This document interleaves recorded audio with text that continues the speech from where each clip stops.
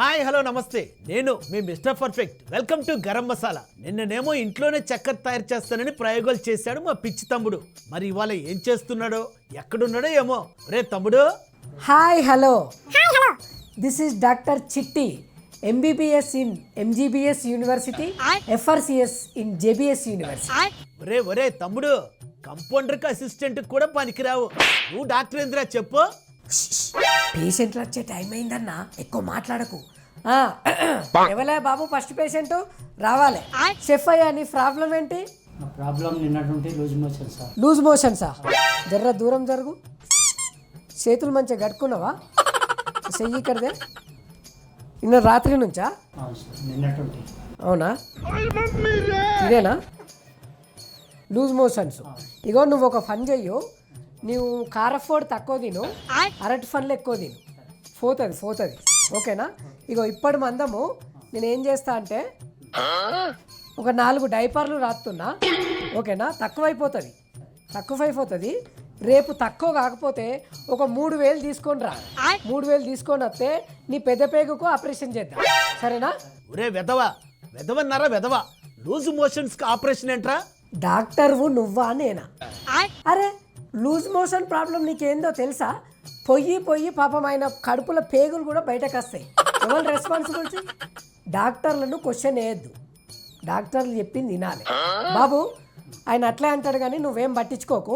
రేపైతే 3,000 తీసుకొని రా, నీ పెద్ద పేగులకి వెళ్ళి అంతా బయటకు తీద్దాం. ఓకేనా? పొద్దుగాల టిఫిన్ చేయకు, మళ్ళీ టిఫిన్ చేసినాం అనుకో, ఆపరేషన్ చేసినప్పుడు చట్నీ బయటకు వస్తుంది. ఎక్స్ట్రా ఒక 1,000 కూడా తెచ్చుకో. ఓకేనా? రేపు వచ్చేసేయి. ఇప్పుడు డైఫర్లు పక్క ఫంటి మెడికల్లోనే తీసుకో, అవతల రేట్లు ఎక్కువ ఉంటాయి.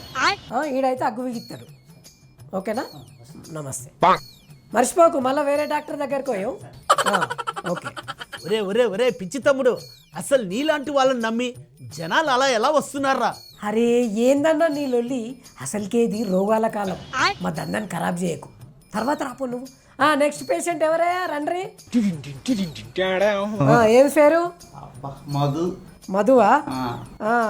మధు గారు, ఏమైంది మీకు చెప్పండి. అంతా నొప్పులు, ఒళ్ళంతా నొప్పులు. మీకు బాడీ పెయిన్సా? అవునండి. ఏడముట్టుకున్న ఫేనే వస్తుంది.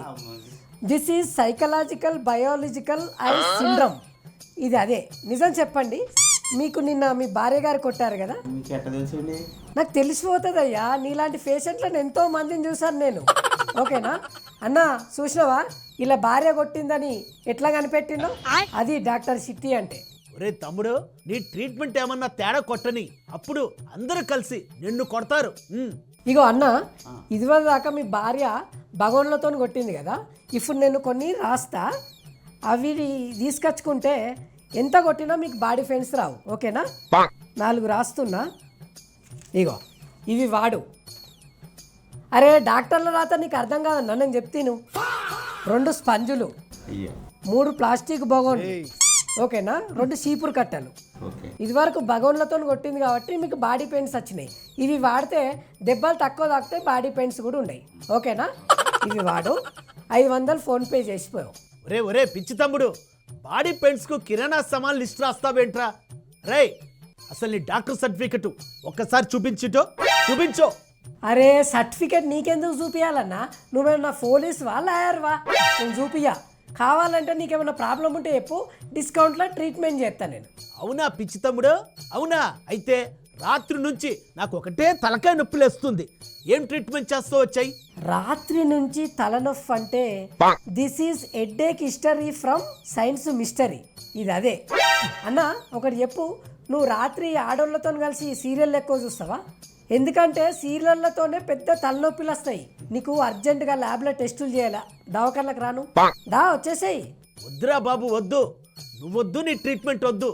ముందు నువ్వు హాస్పిటల్ దుకాణం బంద్ చేయకపోతే పోలీసులకు ఫోన్ చేసి ఒక్కలే ఎప్పిస్తా. ఏమనుకుంటున్నావా? వామ్మో వద్దన్నో, పోలీసు వాళ్ళ ట్రీట్మెంట్ ఎట్లుంటుందో నాకు తెలుసు. పట్నంలో 11 మంది ఫేక్ డాక్టర్లు దొరికిర్రన్నా.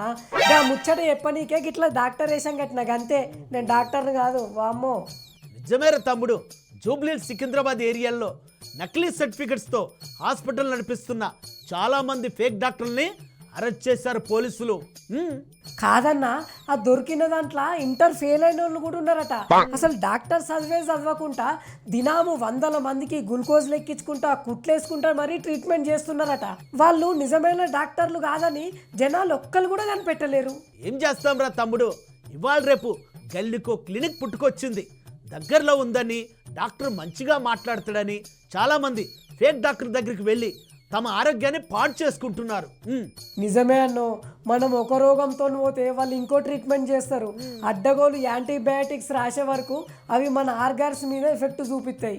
అందుకేరా తమ్ముడు, 4 రూపాయలు ఖర్చైనా మంచిదే కానీ ఏ చిన్న రోగం వచ్చినా రికగ్నైజింగ్ ఆసుపత్రికే పోయి మంచి పేరున్న డాక్టర్కే చూపించుకోవాలి. వామ్మో, ఫీజు తక్కువ తీసుకుంటాడని అర్హత లేని డాక్టర్ల దగ్గరికి పోతే ఆ తర్వాత ఖరాబ్ అయ్యేది మన పానమే. ఈసారి నాకు ఏదన్నా రోగం వచ్చిందనుకో ముందుగా ఆ దవాఖానా గురించి ఆ డాక్టర్ గురించి అన్నీ తెలుసుకునే పోతా. లేకపోతే అమ్మో నాకద్దు ఈ ట్రీట్మెంట్లు. చూసారా ఫ్రెండ్స్, తెలుగు రాష్ట్రాల్లో నకిలీ డాక్టర్స్ ఎక్కువ అయ్యారట. పోలీసు వాళ్ళు చెకింగ్ చేస్తే ఏకంగా 11 మంది దొరికారంట. క్రికెట్ టీం కాదు, ఫేక్ డాక్టర్స్. ప్రజల ప్రాణాలతో చెలగట్టమాడుతున్న ఇలాంటి ఫేక్ డాక్టర్ని అస్సలు క్షమించకూడదు. వీళ్ళు దొరికారు సరే, మరి ఇంకా దొరకని ఫేక్ డాక్టర్లు ఇంకెందరో. కాబట్టి మీకు రోగమో నొప్పో వచ్చినప్పుడు డాక్టర్ గురించి క్షుణ్ణంగా తెలుసుకొని వెళ్ళండి, లేకపోతే మీ ప్రాణాలకే ప్రమాదం. అప్పటి వరకు మీరు చూస్తూనే ఉండండి 9+ న్యూస్. మీరు చూస్తున్నంతసేపు ఇక్కడ అన్ని ప్లస్లే.